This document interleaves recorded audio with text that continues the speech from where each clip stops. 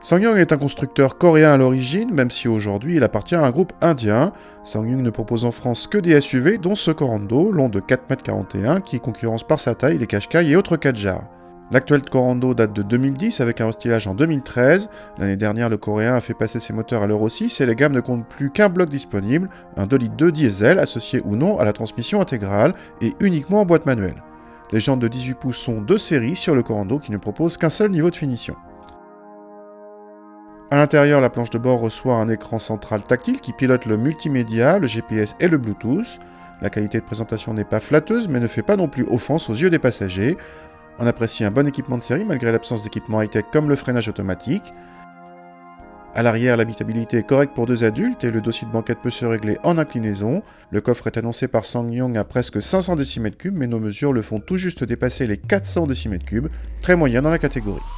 Contacter le 2,2 litres fait clairement entendre sa sonorité diesel à froid, ça se calme un peu par la suite. Le bloc reprend bien dès 1500 tours, mais on attendait un peu mieux en reprise vu les 400 Nm de couple annoncés.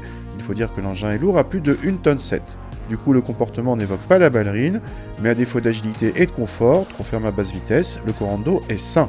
La commande de boîte serait presque agréable si elle était plus rapide.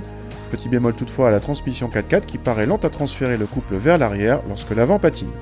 Côté consommation, le Corando annonce dans cette version 4 roues motrices 152 g par km de CO2, ce qui correspond à 1600 € de malus écologique. Ceci dit, le tout nouveau Tiguan en TDI 150 4Motion annonce de son côté 149 g avec des roues de 18 pouces. Le coréen n'est pas loin du tout.